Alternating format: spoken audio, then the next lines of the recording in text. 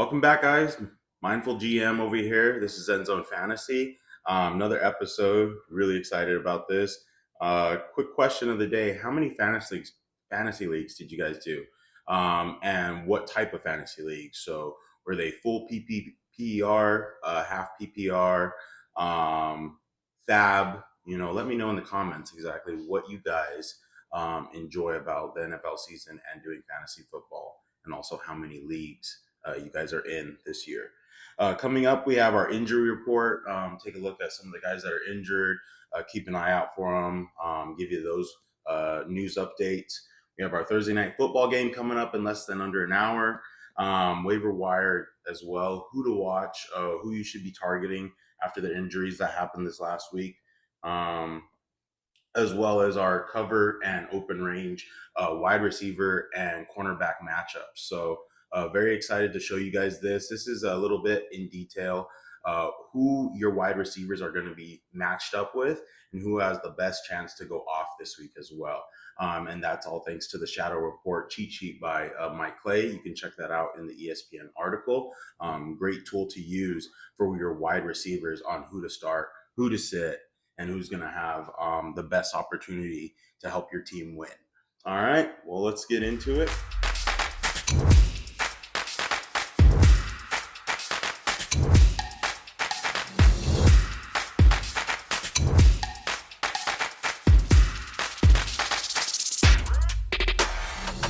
All right, guys, well, let's talk about the injury report for this week. This is week 3's top injuries.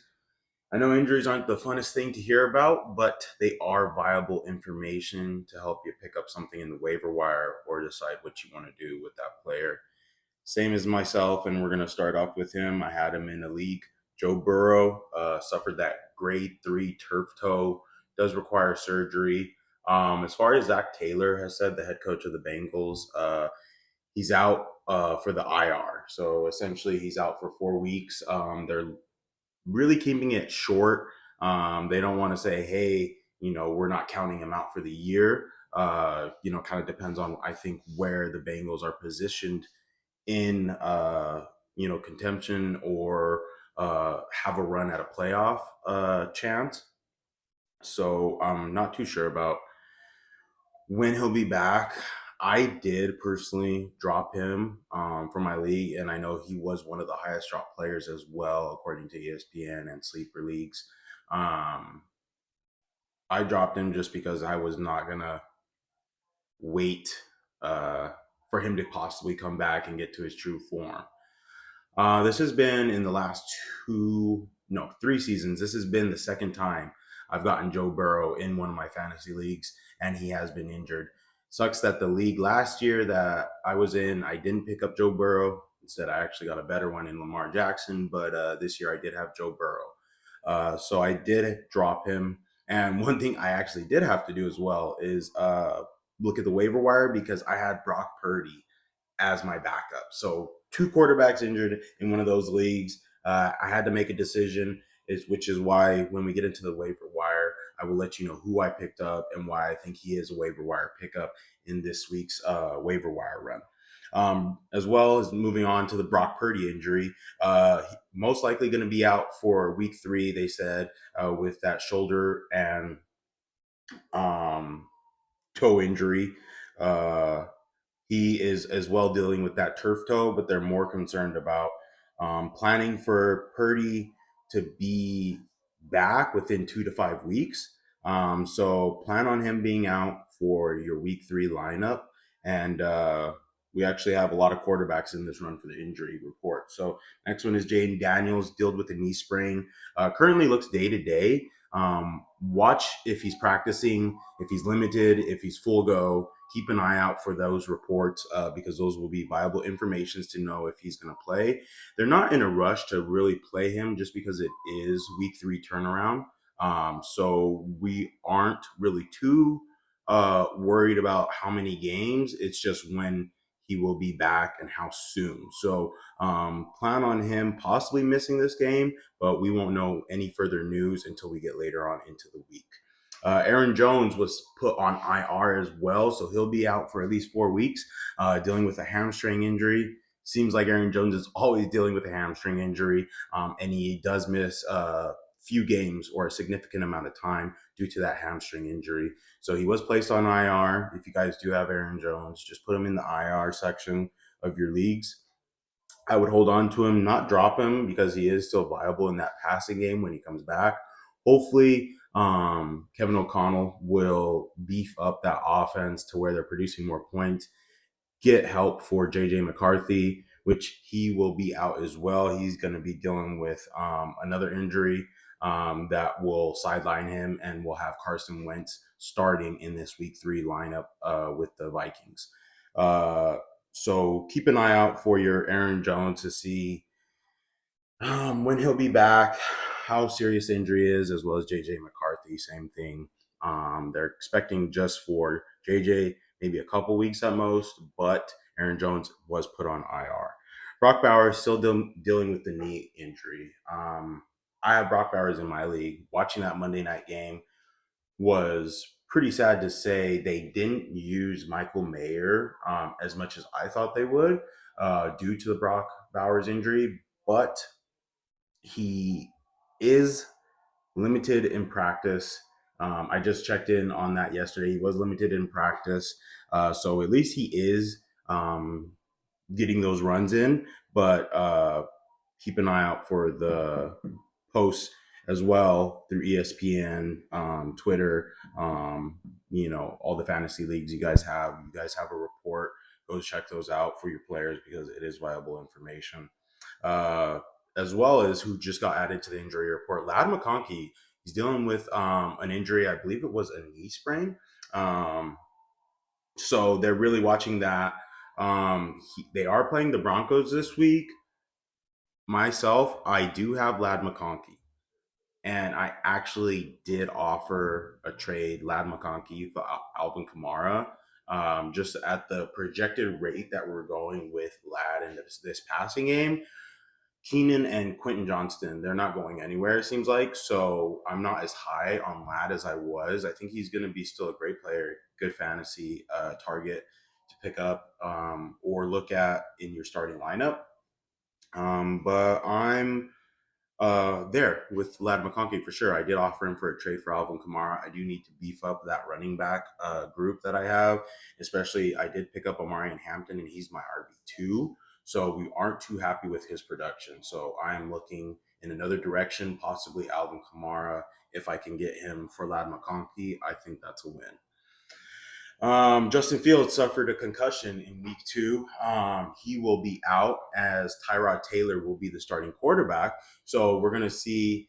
It's been up in the air with different reports and different people talking about it in their fantasy podcasts, essentially, if that's going to cause a positive or negative gain to Breece Hall and Garrett Wilson.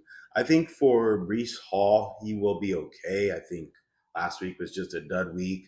But I don't think he will be getting as high of points, or should I say the Jets be getting as high of points or offense opportunities due to that change in the quarterback position. He's not a drop, essentially, Justin Fields, just because he is a viable fantasy threat. So just keep him in your benches. Wait till he comes back. He should be good to go. Hopefully, it takes about 2 to 4 weeks for those guys to come back from injury, especially if it's a concussion. They just got to clear protocol and go from there. Like I said, guys, do keep an eye out for your reports Thursday, Friday, Saturday. Those are the key reports for who's practicing, who's not, for your injury report. And that's going to take us to a quick break. We'll be right back with Zen Zone Fantasy. All right, guys, we're back. Let's get into this segment called Waiver Wire. We're going to talk about some names that you could add to your lineup or even your bench to help improve your team. If you're 0-2 or 1-1, I would keep an eye out for these guys, especially with those quarterback injuries as well, and the people that are starting to make some noise around the league and starting to become tight end 1 instead of predicted to be tight end 20, like Juwan Johnson. So Juwan Johnson, we'll start off with him. Gotten a lot of targets, a lot of snaps. He is somebody I would consider in my bench or starting lineups. Just the consistency he's received from Spencer Rattler has been tremendous to give him an average about 13 points per game in your fantasy PPR leagues. Uh, Quentin Johnston, he's a name I don't think is going away. I don't think this is just a couple of bluffs. They played two good teams, well, good defenses at least, in the Raiders and Kansas City Chiefs. He's averaged 20 points per game. He's only rostered in about 63 to 70% of leagues. Check on him, add him to your team. Don't start him yet. I would give him this week because he will be shadowed by Patrick Surtain. See how they do against this matchup against another good defense, because after this, I may be putting him in my starting lineup. That Chargers wide receiver core, they seem like they're going to be working together as a unit. It's not just going to be a number one. So I definitely think having Quentin Johnston in your lineup, in your bench, will be viable to you. Bashal Tutin, emerging role. He's a nice passing back for the Jacksonville Jaguars. I think ETN will still get most of the snaps, but Bashal Tutin is somebody that's going to be worked in the passing game, third down back. I think he's somebody that could make a valuable resource if you are on a bye with a running back, or if you have injuries to your running backs. In the PPR formats, at least, I think he's a good option. 10, 12 team league, I think this is a good option for you. 16 team league, I'm sure you already have him. So just keep an eye out for what he can do and check in on his stats weekly. Falcons defense we're looking at. That's a nice streaming option. I believe the Falcons defense is playing Carolina. So they will be somebody to look out for. We saw what the Arizona defense did to Bryce Young. I don't think it's going to be a complete shutdown of the offense, but I think there's going to be some sacks, some tackles for loss, options for turnovers in the decisions that Bryce Young will be making in this upcoming week. So very viable streaming Falcons the defense. Good option because they can pressure the quarterback very well, and they showed that this last week against J.J. McCarthy. Zach Ertz, the veteran tight end. I said it, I believe, last week, and I'll say it again.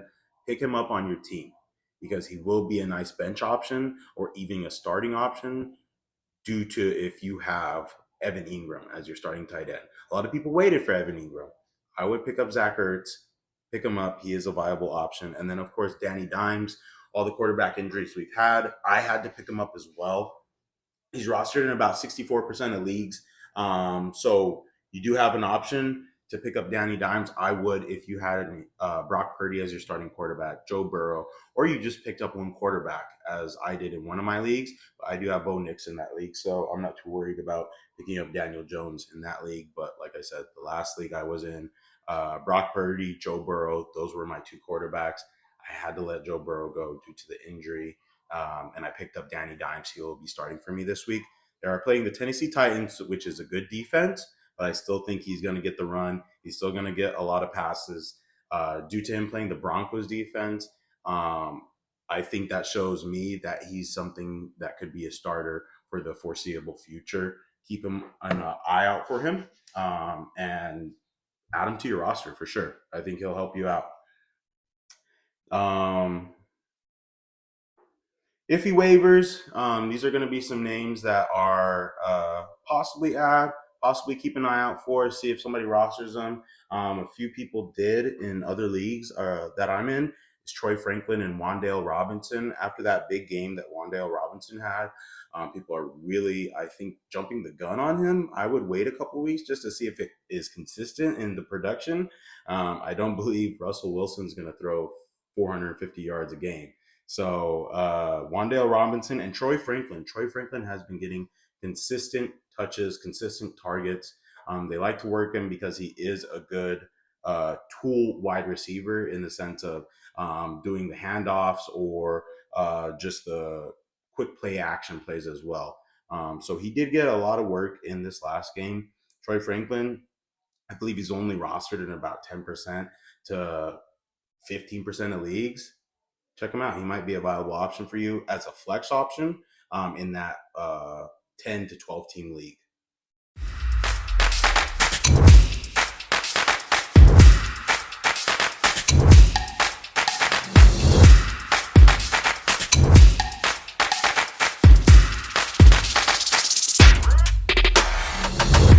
cover an open range wide receiver and cornerback matchups. This is our next segment, guys.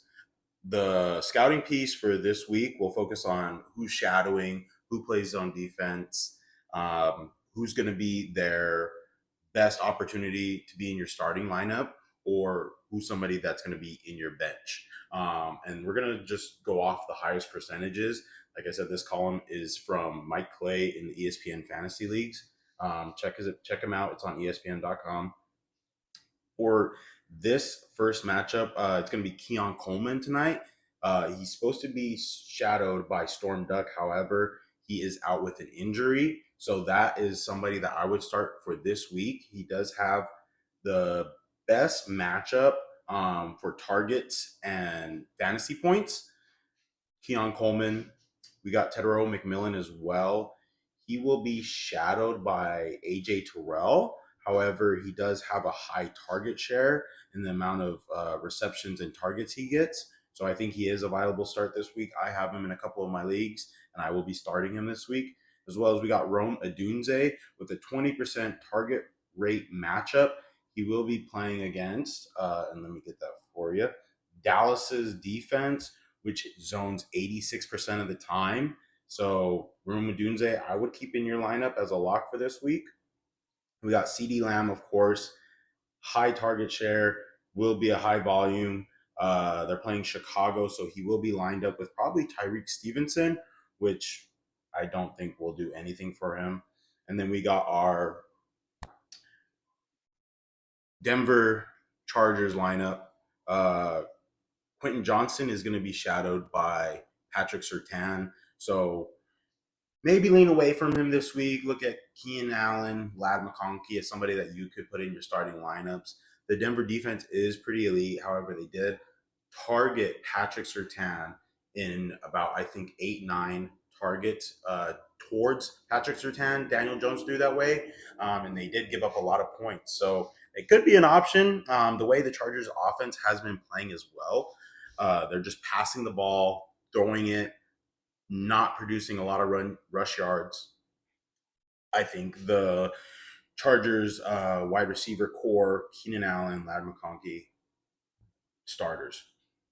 Then we got Devontae Adams, Puka Nacua, best availability. He will be shadowed by Quinion Mitchell, I think, Devontae Adams. So Puka Nacua will be a starter for sure for me. So we also have Josh Downs as well with a high, or should we say green area for matchups. He will be somebody that could be in your starting lineups this week or streaming option. Garrett Wilson and Stephon Diggs if he decides to wake up. So it hasn't been much of a factor. A lot of people are looking at dropping Stephon Diggs. Keep him another couple weeks, see what he can do. Hopefully he can get back to his true form. And then next, we're going to have Jackson Smith in Jigba. He has another green for the go in the starting lineups and for the matchups. So those are the guys that I believe are going to be your best wide receiver matchups in this upcoming week to start in your lineup and get a lot of points. People I would avoid are going to be, like I said, Quentin Johnston, possibly T. Higgins. It's just because of Jake Browning being his quarterback. That's all. I would look at another streaming option. Jalen Waddle as well. He's playing tonight. I think he's somebody that you should put on your bench. And this will cover this week's CB and wide receiver matchups. Hey guys, so we're back with the GM's assistant over here, Opie. He's here to help us wrap up today's episode. And then we're going to watch some football. We got the Dolphins and the Bills tonight. So we're very excited for this. Aren't we, Opie? Yes.